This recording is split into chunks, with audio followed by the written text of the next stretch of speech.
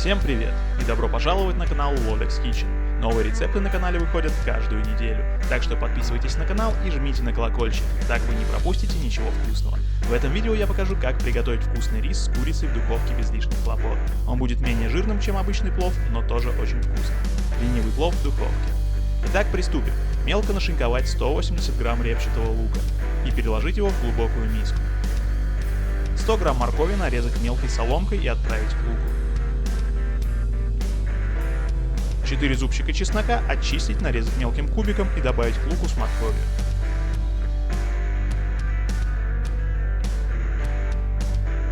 Один килограмм мяса с куриных бедер нарезать кусками такой величины, какой вам удобно будет есть, и добавить к луку с морковью.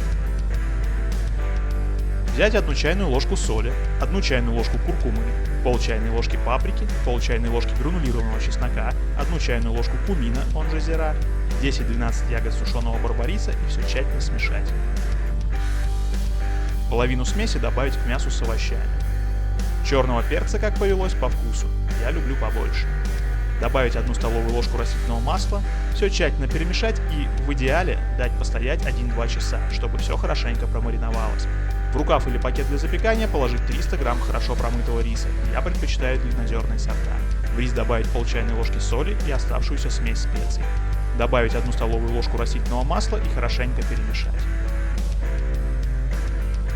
Добавить чеснок, плюс-минус 1,5 головки, а сверху выложить мясо. Налить 400 мл воды и закрыть пакет, завязав свободный край узлом или закрепить хомутом.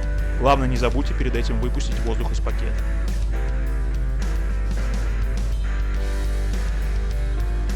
Готовить в духовке 50-60 минут при температуре 200 градусов по Цельсию.